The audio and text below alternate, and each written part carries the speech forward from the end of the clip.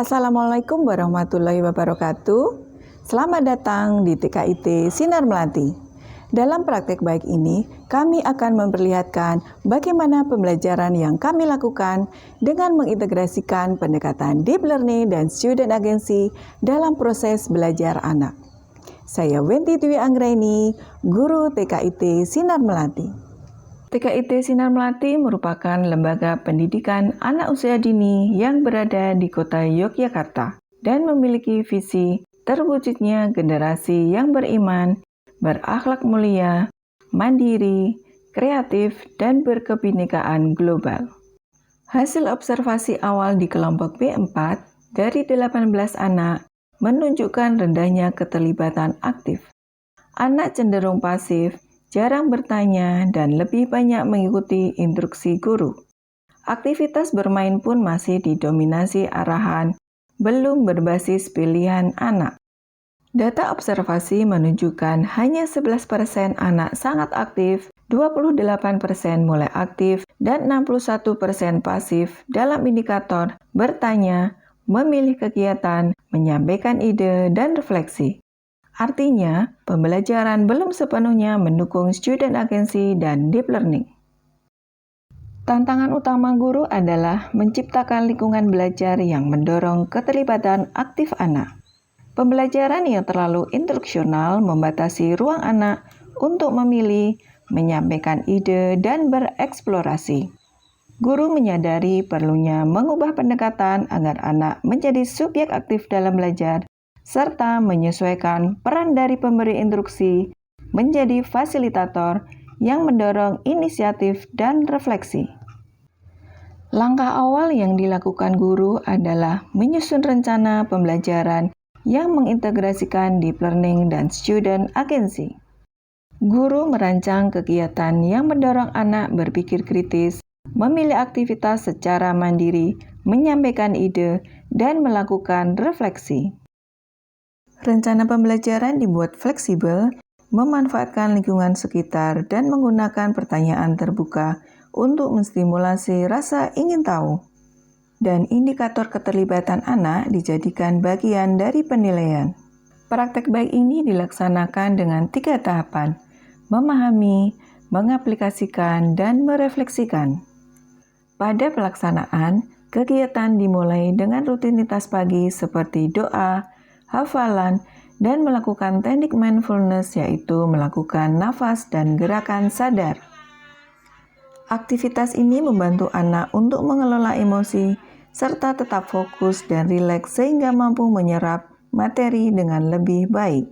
Anak kemudian mengeksplorasi ruang kelas, memilih sudut bermain, dan berdiskusi mengenai area favorit mereka.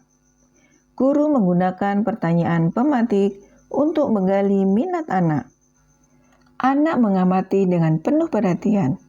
Mereka bertanya, mencatat dalam benak, dan menunjukkan rasa ingin tahu. Anak-anak, coba apa yang anak-anak bayangkan ketika melihat gambar ini? Astronot. Kalau sudah lihat astronot, anak-anak pengen apa? Pengen terbang. Kayak siapa yang ada di rak buku? Bukunya itu apa sih bukunya? Untuk belajar.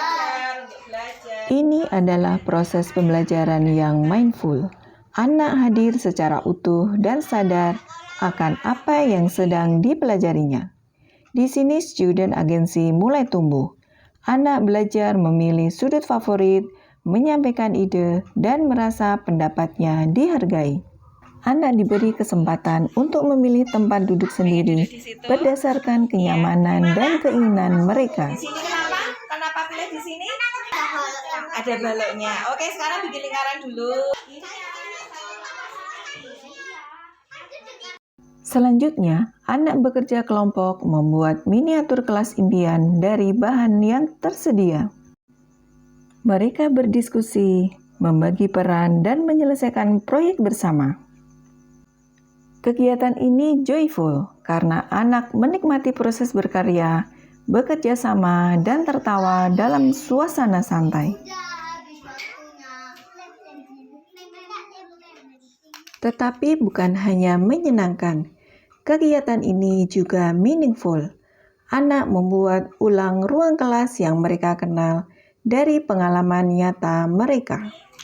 Dalam kegiatan ini, student agency semakin kuat. Anak bebas memilih sudut yang akan dibuat, menentukan desain, dan bertanggung jawab atas prosesnya. Hasil karya dipresentasikan disertai refleksi proses oleh anak dan tanggapan dari teman. Ini adalah bentuk nyata dari student agency. Anak tampil percaya diri, menyampaikan ide, menjelaskan hasil karyanya, dan merasa bangga atas apa yang telah dikerjakannya.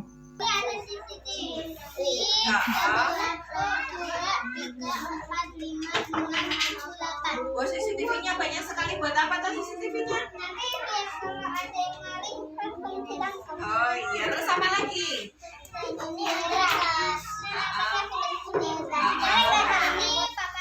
Oh, papan tulisnya. Bendera. Oh, jendela. Ini apanya ini?